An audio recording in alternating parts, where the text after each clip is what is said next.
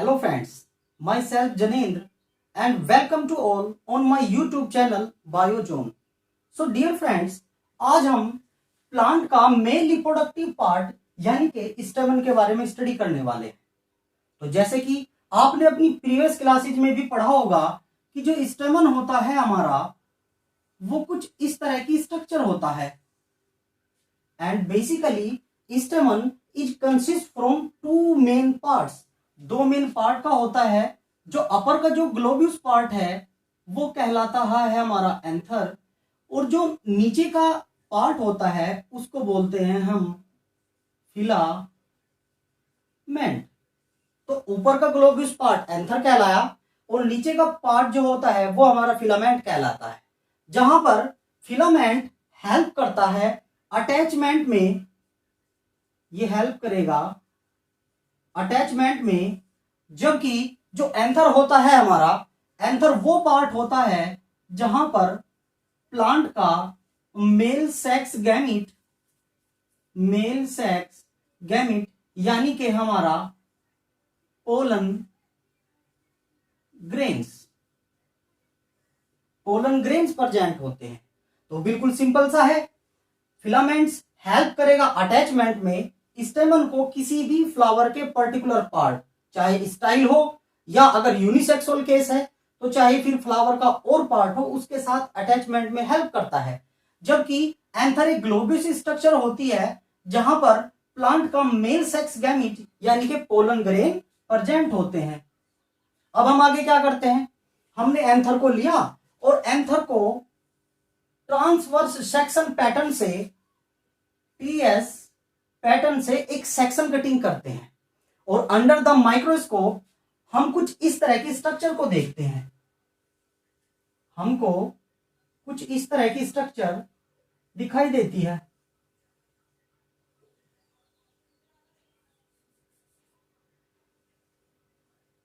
ये कुछ इस तरह की स्ट्रक्चर दिखाई देती है।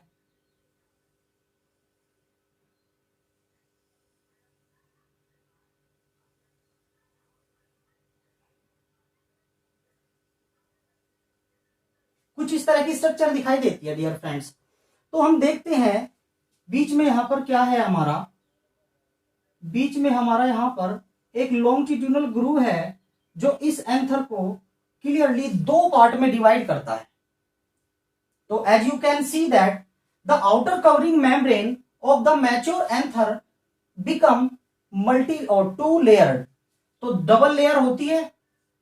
इस लेयर को नाम हमने दिया है थीका।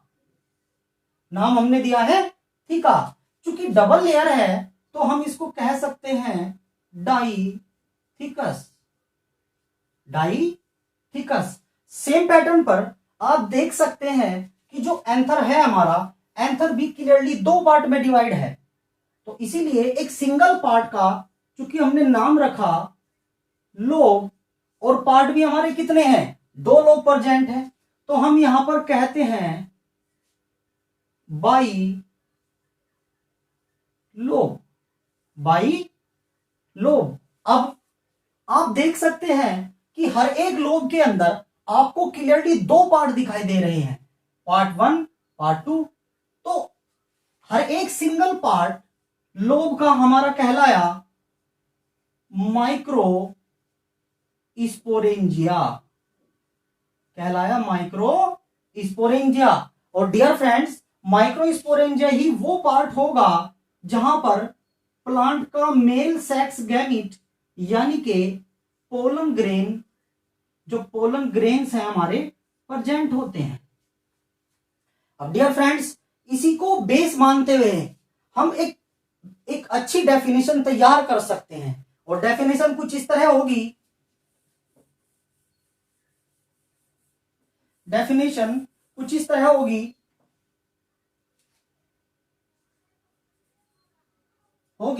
कि ए मैच्योर एंथर बिकम, कैसी लेयर्ड है, डबल लेयर है, तो हम लिखते हैं बिकम डाईथिकस एंड लोब कितने हैं हमारे पास, 2 लोब हैं, and bilobed in structure, bilobed in structure. और डियर फ्रेंड्स, नेक्स्ट पॉइंट में हम क्या लिखते हैं, हमने अभी पढ़ा कि जो लोब होते हैं, हर एक लोब के पास 2 माइक्रोस्पोरेंजिया होते हैं, हमारे 2 माइक्रोस्पोरेंजिया होते हैं। तो डेफिनेशन में इसी पॉइंट को ऐड करते हैं और लिखते हैं each lobe have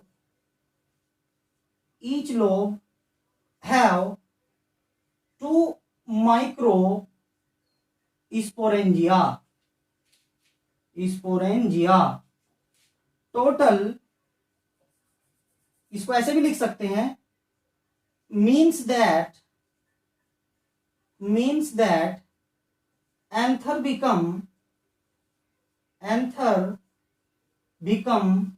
tetrad in structure,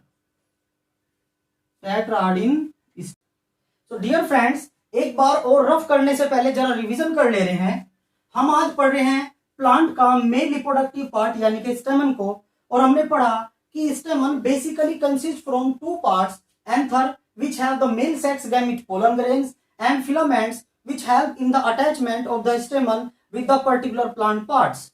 When we transfer section cut the mature anther, we find the particular structure.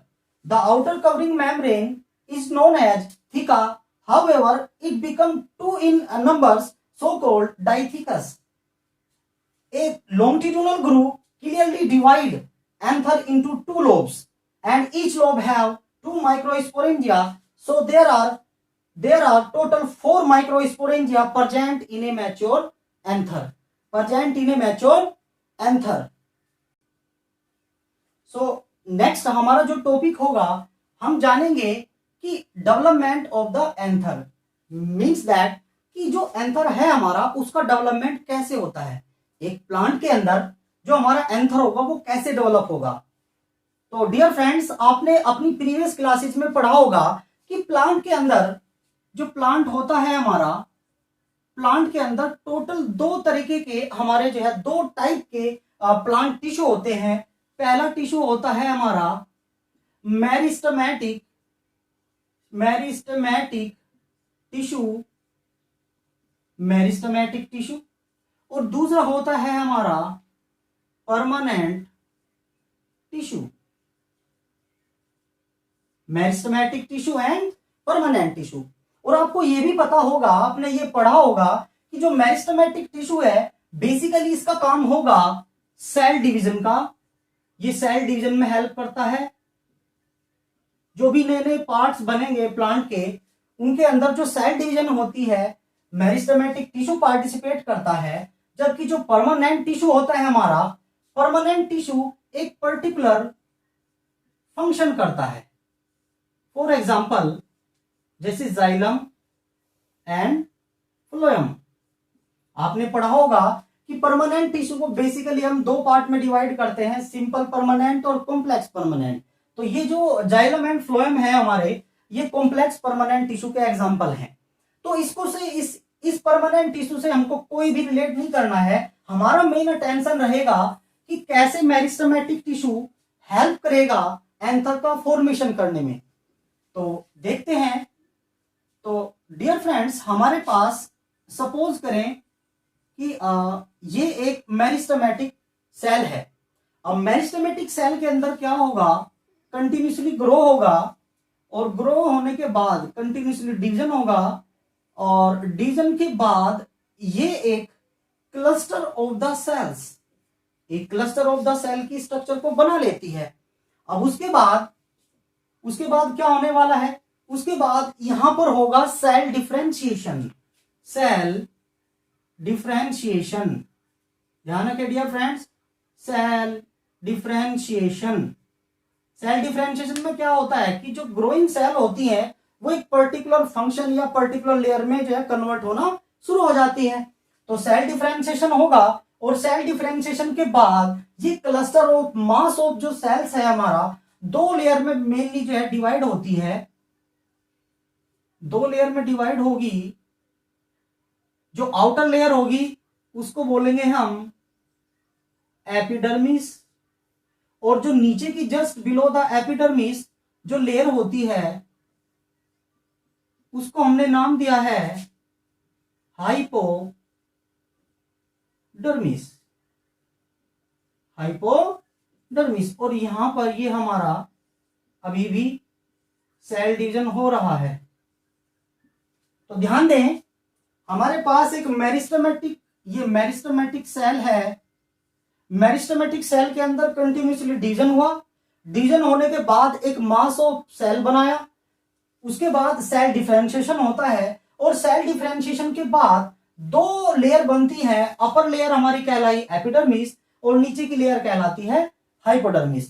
आपको डियर फ्रेंड्स ये भी पता होगा कि एपिडर्मिस किसी भी प्लांट के पार्ट की हो, इवन एनिमल सेल के अंदर हो या एनिमल टिश्यू के अंदर हो, तो एपिडर्मिस का बेसिकली काम होता है प्रोटेक्शन का। ये प्रोटेक्ट करती है फ्रॉम द आउटर इन्वायरमेंट। जो बाहर का जो हमारा इन्वायरमेंट है, फिजिकल शॉक हो, कोई केमिकल शॉक हो सकता है, उन सभी जो कंडीशंस होते हैं, फैक्टर्स होते हैं, उन सभी से प्रोटेक्ट करता है।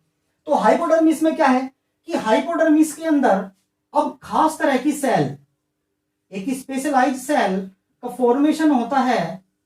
ये हमारी हुई एपिडर्मिस और ये हुई हमारी हाइपोडर्मिस। हाइपोडर्मिस। तो अब हाइपोडर्मिस के अंदर एक खास तरह की सेल बनती हैं और जिन सेल का नाम है, इन सेल का नाम है आर्ची स्पोरियल सेल्स। तो डियर फ्रेंड्स, हमने देखा कि जब कंटिन्यूसली डेवलपमेंट होगा तो एपिडर्मिस के नीचे जो हमारी हाइपोडर्मिस है, हाइपोडर्मिस लेयर के अंदर एक खास तरह की एक स्पेशलाइज्ड सेल का फॉर्मेशन होता है और ये सेल हमारी कहलाती है आर्ची स्पोरियल सेल्स। अब आर्ची स्पोरियल सेल ही वो सेल होगी जो इन फ्यूचर दो अलग अलग तरह की लेयर का फॉर्मेशन करती है, जिसमें पहली लेयर हमारी कहलाती है primary parietal layer. Parietal layer. और दूसरी लेयर का नाम होगा primary sporogenous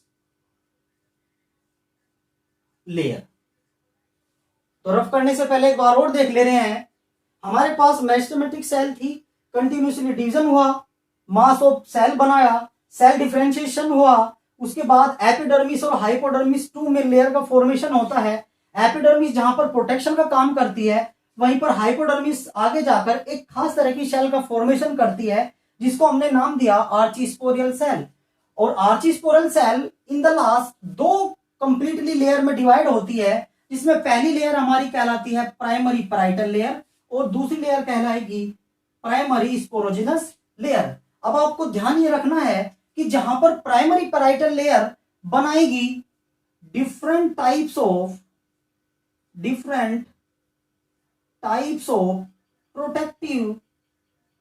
protective layer.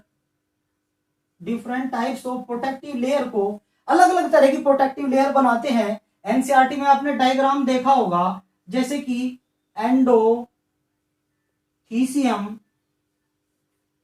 Middle layer,